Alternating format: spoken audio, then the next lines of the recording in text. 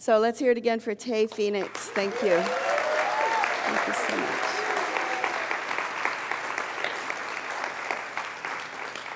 So a reading from the book of Exodus chapter 3, verse 7. Then the Lord said, I have observed the misery of my people who are in Egypt. I have heard their cry on account of their taskmasters. Indeed, I know their sufferings, and I have come down to deliver them from the Egyptians and to bring them out of that land to a good and broad land, a land flowing with milk and honey. And so begins the story of the Exodus, which is usually told in the spring around Passover. But the truth is, the call to the promised land is one that we experience many times in our lives, over and over again on different levels in different ways, sometimes in small ways and sometimes in really big ways, like what's happening in Houston right now. There is a forced exodus that is being thrust upon them.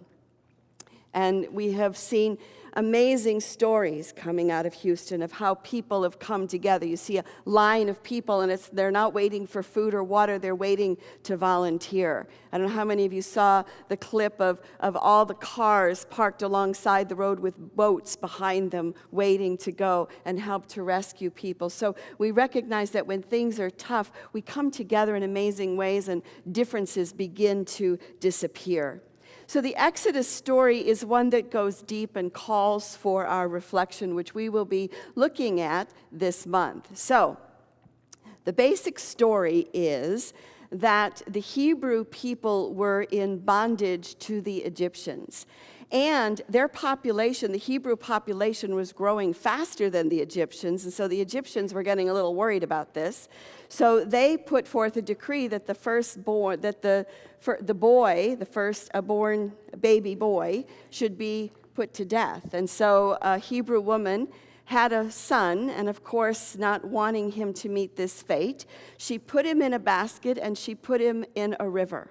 And as he was flowing down the river, the Pharaoh's daughter was bathing, and she pulled the baby out of the water and then ended up raising him as part of her own household. The name Moses means to be drawn out of the water.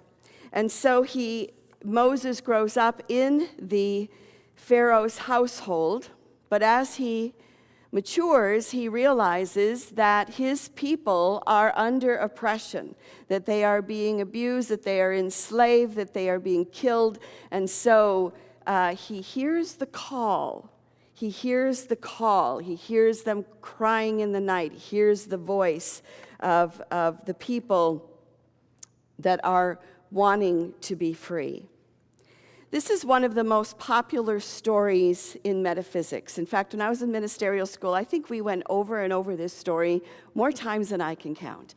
But the basic metaphysical interpretation of this story is that the Egyptians represent sense consciousness, represents material consciousness, represents what some would call breaker consciousness. Breaker consciousness is, I've got mine, I'm okay, you guys can take care of yourself. That's called breaker consciousness, which we're also going to be looking at later in the fall. And the Israelites have come to represent spiritual consciousness. And so there's this awakening that begins to happen, that it's like, I no longer want to be in bondage to this reality that all that exists is materiality. Because we know that that's a dead end. So the Israelites are called out to another place. So one of my questions to you today is, when is the first time that you were called out? When is the first time that you were drawn out of your material consciousness? When you realize that there's more to life than just, this physical body and my car and my house and whatever else that I'm seeking to attain, that there's more to this. I'm being drawn out to the promised land. I'm being drawn out into spiritual awakening and being called, because I know that there's something more. So this is the story of the Exodus. This is the story of the promised land. And there are so many different forms of leaving, of exoduses in our lives. Some are fun and exciting, like when you go on a trip abroad, right? That's pretty exciting. Or you're getting married, or you're having a child. These experiences lift us out of our former state and carry us forward. Other experiences are maybe going off to college for the first time, getting your apartment for the first time, moving to a different city or a different place in the world, changing jobs or careers, ending or beginning a relationship. And the call to the promised land can also come in the form of suffering, as it was with the Israelites. It can come in the form of a crisis, like again what we're seeing in Houston, or perhaps it comes in the form of a serious diagnosis of a serious illness or the death of a loved one. What seems to happen when we are called out is that we can feel like we're in a foreign land, like we don't recognize this, or our lives no longer fit. It's like a shoe, it's too tight, and things don't seem to line up and fit. And so as the Israelites are called out of Egypt, it's the Spirit of God pulling them forward, just as we are constantly being pulled forward.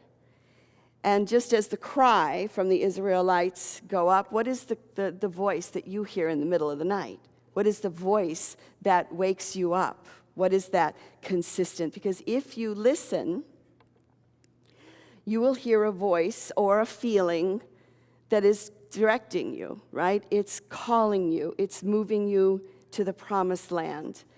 I always like to go back to the word, for those of us who were here on the beginning of the year, the word that we picked for the White Stone ceremony. What was your intention for 2017? And if you weren't here for that, what was your intention just in general for 2017? Because in my mind, it serves as a rudder to guide us and to direct us. The word that I had picked for me for the beginning of this year was nurtured. I didn't really know what that meant. I was like, am I looking for somebody to take care of me? What is that? But what I have noticed over the 8 months is that I am consistently making choices in my life that nurture me, that feed me. Because the truth is, I'm the only one that can do it anyway, right? Can't really look to someone else to do it. And it is served as an inner voice or as a rudder to guide me. So go back to that word, if you carry that stone with you, to look at how is it directing you in your life.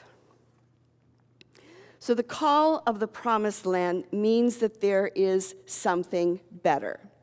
Seattle Unity, as a community, is answering the call of the promised land by pursuing and moving forward with our building project.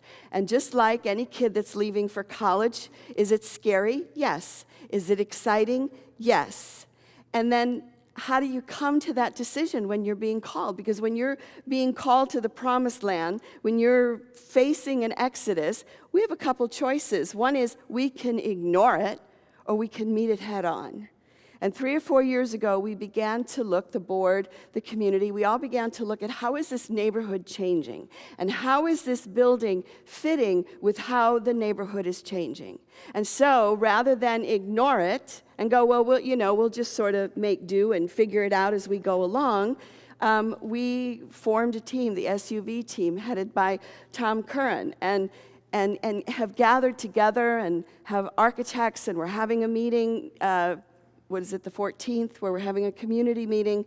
And so we're looking as a community, the 17th, we're looking as a community to move into the promised land. Now, are we going to go into the wilderness first? Yes. And part of moving into an exodus is you have to look at your stuff and go, so what have I got, right? When the Israelites were getting ready to leave Egypt, they had to look at what they had and what they were taking with us. Anyone who's being drawn out or looking at an exodus, even if you go on a trip, you have to look at what stuff you're bringing, right? Mariella, who's happening to wear an Egypt dress today, you have to check out her dress, is getting ready to sell her house. And I was talking to her before the service, and she said, I am going through everything that I own. Who's going to get the family silver? Who's going to get the jewelry? Who's going to have this and who's going to get that? So there's this beginning of releasing stuff so that she's going to be free enough to move forward. Jennifer just shared that she's in the wilderness, that she's let go of where she lives. She's not quite in the new place, so she's wandering. Anybody else wandering right now? Anybody else in an Exodus place or feeling that call to the promised land? As a church, we're looking at all of our stuff. And let me tell you, we've been here since 1959. You think we don't have some stuff around here? Boy, do we have stuff. And, a church contacted us that's just forming. And they said, do you guys have any stuff for us? Because we're just forming, and we're going, boy, do we ever. Come check it out. We got chairs, we got desks, we got all kinds of things for you. So what is it that you need maybe to release and let go of so that you can step into whatever that is next for you? The truth is, at any time we clear out, we make room. I'm reading this interesting book. I think the title of it is called The Magic of Tidying Up. Does anybody know this book? It's a strange book because I like it, but it's a strange book because basically she kind of animates her clothes. She kind of talks to them like they're alive. And I guess if we believe everything is alive, why not? But she says, your socks, they just work so hard in your feet and they're all scrunched up. And what do? You fold them up and you put them in your drawer, you scrunch them up. Do you think they can rest while they're there? They can't rest. You need to take your socks and unfold them so that when they're in the drawer, they can fully rest so that when they get back on your feet, it's like, okay. But I'm actually following the steps that she has in this book, and it's a little strange. But I am wearing nylons. I am. Yes, she also says if you buy something new, make sure you take the tags off of it right away, because if you don't, it's going to be in your closet. And it's not really going to feel at home. It's going to feel like you still might return me to the store. Anyway. If you're looking to clear things out, it's a book.